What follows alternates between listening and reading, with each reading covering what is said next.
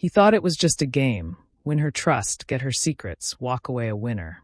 But somewhere between the lies and late-night conversations, Klaus Wolf made a fatal mistake. He fell for the girl he was never supposed to love.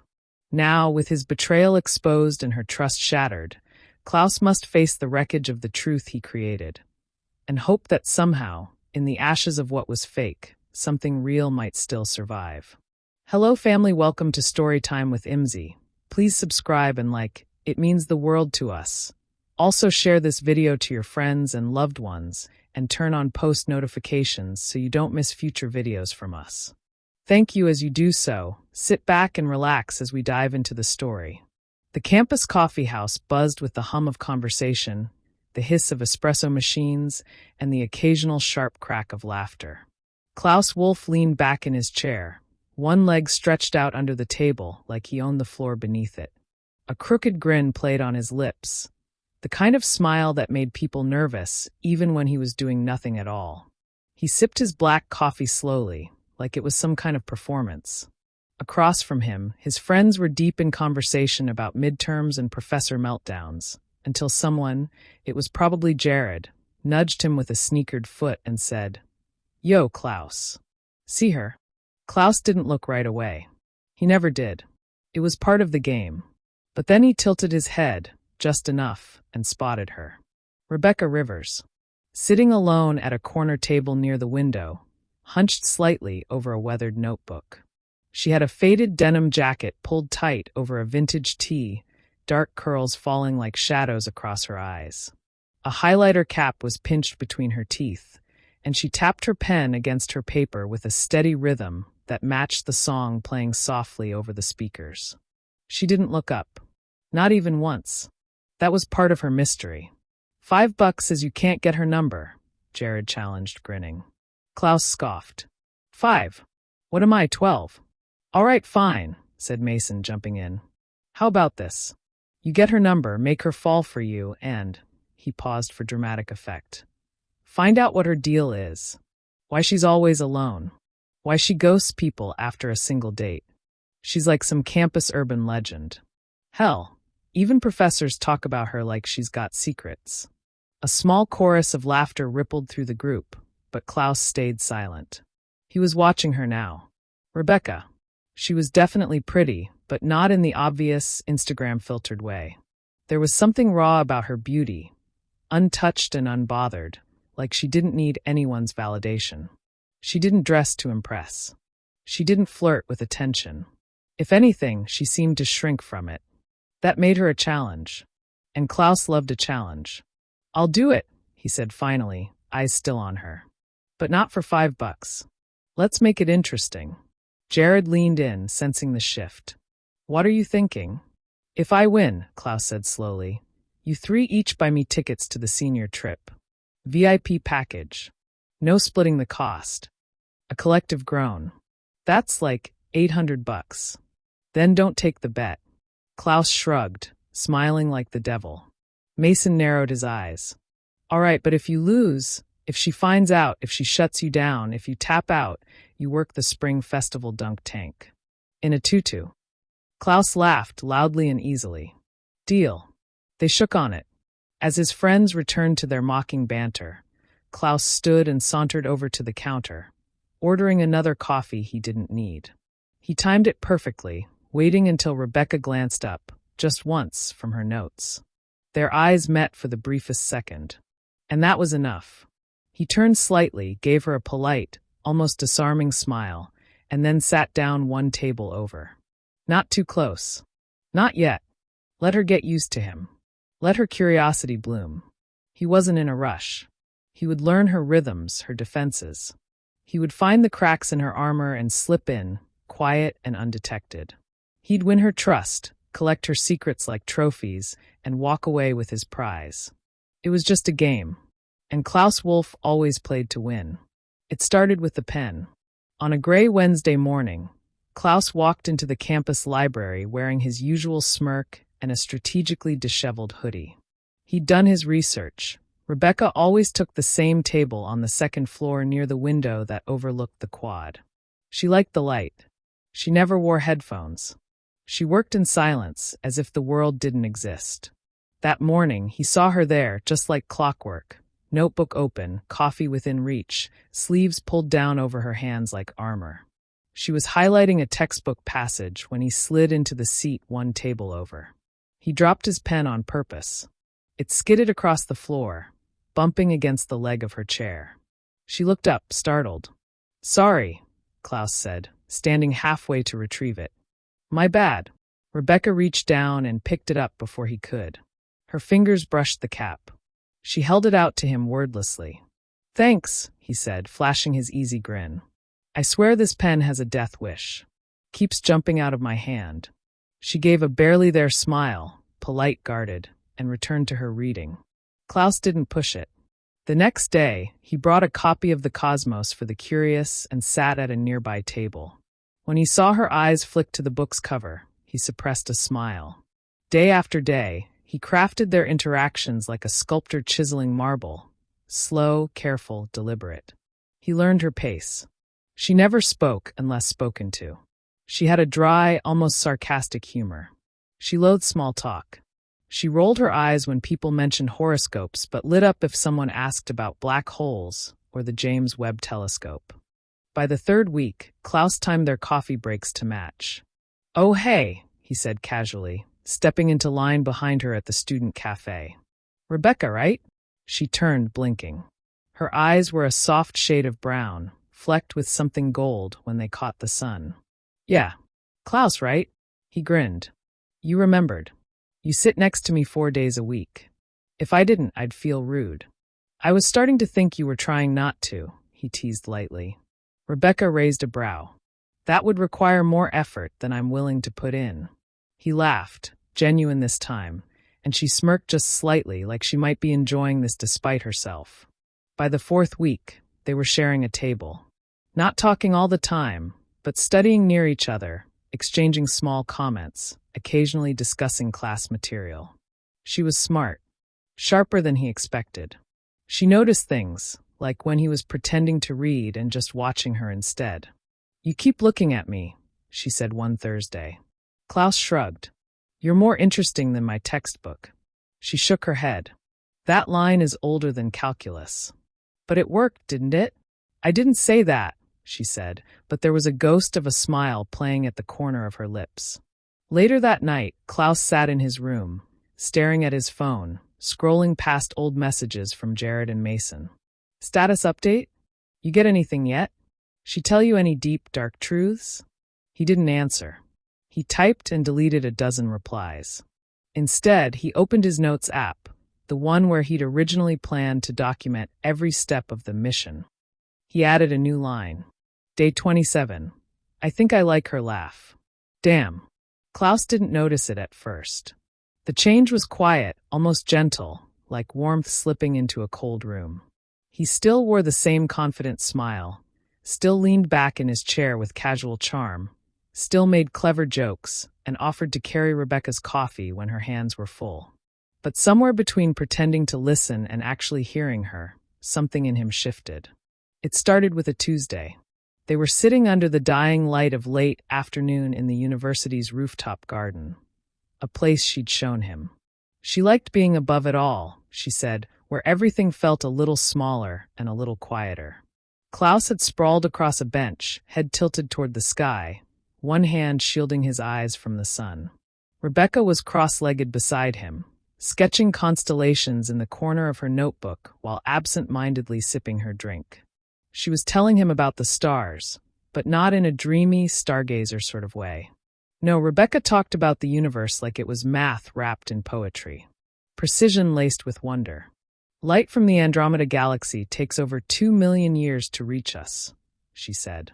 "Every time we look at it, we're looking 2 million years into the past." Klaus looked at her, not the sky. "You're kind of terrifying when you talk like that," he said. She raised an eyebrow. "Why?" "Because I think you believe it's beautiful, but all I can think is how far away everything really is." She was quiet for a moment. "It's not about the distance," she said finally. "It's the fact that something that far away can still be seen at all." And just like that, the air around them felt thinner, closer. Klaus didn't speak for a while.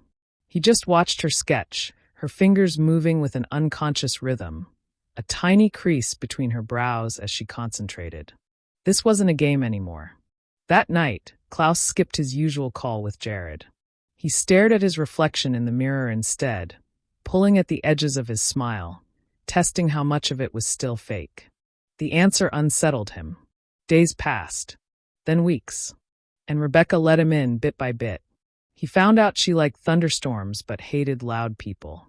That her favorite movie was some 90s space drama no one else had ever heard of. That she had a sister she never talked to and a journal she never let anyone see. And every time she peeled back a layer of herself, Klaus felt both honored and ashamed. He had enough now, enough to win the bet. He could have dropped the secret any time. But he didn't. Couldn't. Instead, he started forgetting the rules. One night, as they walked back from the bookstore, Klaus looked at her sideways. You ever wonder what people would say if they knew the real you? Rebecca didn't answer right away. Her hands were in her jacket pockets, shoulders hunched against the chill. They'd probably say I'm too much work, she said softly. Klaus stopped walking. I wouldn't. She glanced at him, confused. You barely know me. Maybe, he said. But I'm trying.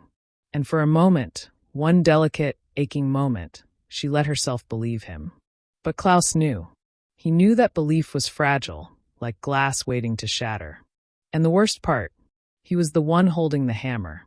They sat in the back corner of a 24-hour diner, the kind of place that smelled like burnt coffee and nostalgia. Rain tapped against the windows like it was trying to get in. Klaus stirred his milkshake with a straw, watching Rebecca trace the rim of her mug with one fingertip, silent. He could tell something was coming. She hadn't spoken much since they left the library. Her gaze had been far off, and for once, Klaus hadn't tried to fill the silence. He let it hang there, heavy and strange between them. Finally, she looked up. Can I tell you something? She asked. Klaus straightened. Yeah, of course. She looked down at her hands. Her voice, when it came, was quiet. Not fragile, but careful. Like she'd rehearsed this in her head 1,000 times, but still wasn't sure if the words would come out right. When I was 16, my dad died in a car accident. Klaus froze mid-sip. Rebecca went on, eyes fixed on her coffee. I was the one who found him. He was supposed to pick me up from my friend's house. He never came. I walked home, past the intersection where it happened. Saw the flashing lights. The ambulance. I saw too much. She didn't cry. Her voice didn't shake. But something in her expression cracked. A sharp vulnerability, a wound so old and deep it no longer bled, just ached. I stopped talking to people after that, she said. Stopped trusting them.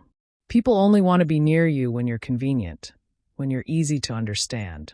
Grief makes people uncomfortable. And I didn't want to be someone's project. Klaus wanted to say something. Anything. But the words lodged in his throat. Rebecca smiled without humor. Sorry. I don't know why I'm telling you all this. I do, he said softly. She looked at him then, really looked at him, as if seeing something in his face that even he didn't understand yet. You're different, she said. Klaus swallowed. He wanted to believe that, more than anything. But in the back of his mind, the truth clawed at him. He hadn't been different when he started. He'd been exactly like the rest. A game player. A liar. A boy with a bet and a plan. And now he was sitting across from her, feeling like the biggest fraud in the universe. That night, Klaus couldn't sleep. He sat in bed, staring at the glowing screen of his phone. The group chat with Jared, Mason, and the others was still there, waiting. The messages from weeks ago felt poisonous now. Tell us when she cracks. Get her to open up. She's got to have a sob story, right? Klaus scrolled through the thread, his stomach turning. He hadn't messaged them in days. Hadn't updated the progress. They probably thought he was ghosting because she'd rejected him. Good. He hit select all and deleted the thread. Then he opened his notes app. The one that had started with a game plan and now felt more like a confessional. He added a line. Day 41. She told me something real. I didn't deserve it. He put the phone down and stared at the ceiling. This was no longer a game. And somehow, that made everything worse. It happened on a Friday. The campus was caught between winter's last breath and spring's first heartbeat. Icy winds 1 minute, shy sunlight the next. Klaus had offered to walk Rebecca home after their late lecture. She'd agreed, not with a smile, but with that quiet glance he was starting to crave. The kind that said, "I see you. I don't know why I trust you yet, but I do." They didn't talk much as they walked. Just the sound of their steps on the cracked pavement, the wind teasing strands of her hair across her face. Klaus reached out and gently tucked a curl behind her ear without thinking. She flinched slightly at first, then let it happen. At her apartment door, she hesitated, didn't reach for her keys. "I'm not tired," she said. He gave a slow, teasing grin. "What does that mean?" Rebecca rolled her eyes and stepped aside. "Don't make it weird. Come in." He did, and for the first time he saw where she lived. No posters on the walls. A few books stacked haphazardly on the coffee table. A telescope on the balcony. Minimalist. Lived in. Real. She poured tea. He didn't ask for it. She just did. No sugar. No milk. She knew he drank it that way. He didn't remember telling her. They sat on the floor with their backs against the couch, legs stretched out, and talked about nothing and everything. Childhood pets. Favorite smells. The worst songs they secretly loved. Somewhere between laughter and the silence that followed it, Klaus looked at her. Really looked. The way her fingers curled around her mug. The slight pink in her cheeks when she laughed. The calmness in the room, like her presence had a gravity all its own. Then she said his name, just his name, and it landed in his chest like thunder. "Klaus." He turned to her. And before he could stop himself, before he could remember the lie he'd built their entire relationship on, he leaned in and kissed her. It was soft, careful, like a question waiting for an answer. Rebecca didn't pull away. In fact, she kissed him back. And it wasn't calculated. It wasn't for the bet. It wasn't part of any plan. It was terrifyingly real. Later, when she fell asleep against his shoulder, curled into the curve of his arm, Klaus lay still. Eyes wide. Heart pounding. He couldn't sleep. Couldn't breathe. The kiss echoed in his mind like a song he couldn't stop hearing. His phone buzzed once from the pocket of his hoodie. "Jared, so? She fall for it yet?" Klaus stared at the screen, nausea rising in his throat. It felt wrong, they felt wrong. All of it. The game. The mission. The him he was when it started. He turned off his phone. Very gently, he pulled his arm out from under Rebecca's sleeping form, grabbed his hoodie, and stepped out onto the balcony. The telescope stood silently beside him, aimed at the dark sky. He looked up and whispered to no one, "What the hell am I doing?" In the stillness, beneath a sky full of light from dead stars, Klaus finally admitted the truth. He hadn't been pretending for weeks. And now he didn't know how to tell her who he really was, or what he'd done. It started with a whisper. Not a dramatic confrontation. Not a slam of doors or a screaming match in the middle of the quad. Just a screenshot. Someone, probably Jared, maybe Mason, maybe one of the orbiting satellites in Klaus's old circle, had let it slip. A text thread from weeks ago. A joke about Rebecca. A reference to the bet. It found its way into the campus group chat like poison in a stream. And within hours, Rebecca saw it. Klaus was walking out of a lecture when she appeared. She didn't yell. Didn't throw anything. She just stood there in the middle of the hallway, her face pale, lips tight, and phone in her hand like a weapon she hadn't wanted to use. "Is it true?" she asked. He stopped in his tracks. His stomach dropped. She held up her phone. The screen showed a message. "Jared, bets off." Pretty sure Klaus actually caught feelings for the girl. Mason, LMAO. So he was faking it at first? I knew it. A screenshot. Time-stamped. Undeniable. Klaus couldn't breathe. "Rebecca," he said, stepping toward her. "Don't." Her voice cracked just once. "Don't call me that." He stopped. She was shaking. Not from anger, or not just from that. It was betrayal that radiated from her like heat. Shock. Hurt. Her voice was hollow when she asked, "Was it real? Anything? Or was I just a fucking assignment?" "No," he said quickly. "No, at first maybe, but not now. Not for a long time." "I." She laughed, bitter and sharp. "At first maybe. That's supposed to make me feel better." Klaus reached for her. She flinched back. "I didn't mean to," he tried. "Didn't mean to what?" Her voice rose, ragged and raw. "Didn't mean to lie? Didn't mean to manipulate me? Or didn't mean to fall in love?" He stared at her, stunned. "I do," he said quietly. "I love you." The words hung there. Rebecca's face crumpled. "Too late," she whispered. Then she turned and walked away. Klaus didn't follow. He stood in the hallway, surrounded by 1,000 unspoken apologies, none of which could fix what he'd broken. That night, he opened his notes app one last time. Day 56, she knows. And I can't undo any of it. He deleted the app. The next week passed like winter returning in June. Klaus stopped showing up at the library. He didn't sit by the window or hover near her usual table. He couldn't. His presence there would have been an insult. Rebecca was back in her spot, but different. Sharper. Quieter. She didn't glance at the door when it opened anymore. She wore her headphones now. Not because she needed them, but because they told the world to stay the hell away. And Klaus? He was unraveling in private. He shut his friends out completely. Left the group chat. Blocked Jared. Ignored Mason's half-assed apology text that said, "Didn't think she'd find out." Chill, bro. It was just a game. A game. Klaus couldn't remember ever feeling so sick.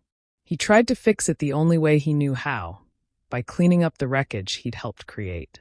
He went to the spring festival committee and volunteered. He scrubbed paint off gym bleachers and taped flyers to lamp posts. He spoke at a student forum about social harassment, not because he wanted praise, but because it was time to face the ugly truth of what he'd been part of. He didn't name Rebecca. He didn't need to. Everyone knew. And still, none of it mattered when he passed her in the hallway and she didn't look up. He wrote her letters. Not emails. Not texts. Real handwritten letters. Some were apologies. Others were confessions. One just said, "I don't expect forgiveness. But I want you to know, if I could go back, I wouldn't fake a single second." He didn't send them. They lived in a shoebox beneath his bed, paper ghosts of the words he wished he'd said when it mattered. Meanwhile, Rebecca lived like someone who'd patched herself together in the dark. She stopped answering texts from mutual friends. She spent long hours at the observatory. She switched her major from astrophysics to theoretical math, quietly cutting ties with anything that reminded her of him. But she didn't crumble. She didn't retreat. She became colder, yes. But she also became steel. The last time Klaus saw her before summer break, she was standing under a tree, notebook in hand, arguing passionately with a professor about the limitations of Newtonian mechanics. Her eyes were bright, her words sharp. He didn't go to her. He watched from across the lawn. There was nothing left to say that wouldn't sound like a performance. So instead, he turned away. Let her have the sunlight. Let her have the space. Let her be free of him, if that's what she wanted. Day 78.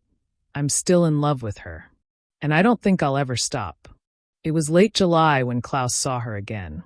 A local astronomy club was hosting a public meteor shower watch out in the hills, and he had gone alone, mostly out of instinct. The stars had started to mean something different to him since Rebecca. Not magic, not fate, just truth. Constant and quiet and far away, like her. He didn't expect to see her there. But there she was, sitting on a blanket, knees drawn up, hoodie sleeves pulled over her hands. The same girl. And not. Her hair was longer now. Wavier. She had a small thermos beside her and a notebook open in her lap, sketching something that looked suspiciously like a trajectory map. Klaus froze, hands in his jacket pockets, unsure if he should turn back or step forward. She looked up. Their eyes met. For one long second, the night held its breath. Then, gently, she nodded toward the grass next to her. Not a smile. Not forgiveness. But not rejection either. Klaus walked over, heart thudding louder than any fireworks in the sky. He sat down, careful to leave just enough space between them. Neither spoke. Above them, meteors streaked like whispers across the black. One, then two. Then more, burning arcs of ancient fire. A storm of light from across the galaxy. Klaus tilted his head to look at her. I didn't think you'd ever want to see me again. I didn't, Rebecca said softly. Not for a long time. A pause. Then, but I thought about it. He nodded, throat tight. I wanted to say. I know, she cut in gently. I read the letters. He blinked. You did. She nodded. One of your roommates dropped the box off at my door after you moved out. Said you hadn't wanted to take it with you. I almost threw them away. Klaus looked down at his hands, fingers twisted tightly together. But you didn't. No, she inhaled deeply, her breath a visible puff in the cool night air. I read every single one. Some of them twice. He swallowed. I meant all of it. Every word. I know, she said quietly. That's what made it worse. You weren't lying, not in the end. But it started with one. Silence settled between them again. Not hostile, but not warm either. Just real. Up above, another meteor lit up the sky, trailing a line of fire that disappeared almost instantly. Gone, but not unseen. I don't expect anything, Klaus said finally. I wanted you to know that I'm still trying to be better. Even if you're not watching. Rebecca was quiet for a long time. Then she turned to him, her expression unreadable. I never stopped watching, Klaus. I just stopped waiting. The words hit him with a strange kind of weight. Not sharp, but honest. Fair. He nodded. Do you hate me? I don't, she said. I did. But not anymore. He looked at her, hopeful, afraid. So, what does this mean? Rebecca didn't answer right away. She stared at the stars, at the trails of light disappearing into the dark. Her voice, when it came, was quiet but certain. It means I'm willing to sit next to you under the sky. Nothing more. Nothing less. Klaus smiled, not the cocky one, not the practiced one, but the tired, grateful kind that came from someplace real. Then I'll take it, he said. I'll take all the maybes. And they sat together like that, shoulder to shoulder, saying nothing more. Just watching the stars fall.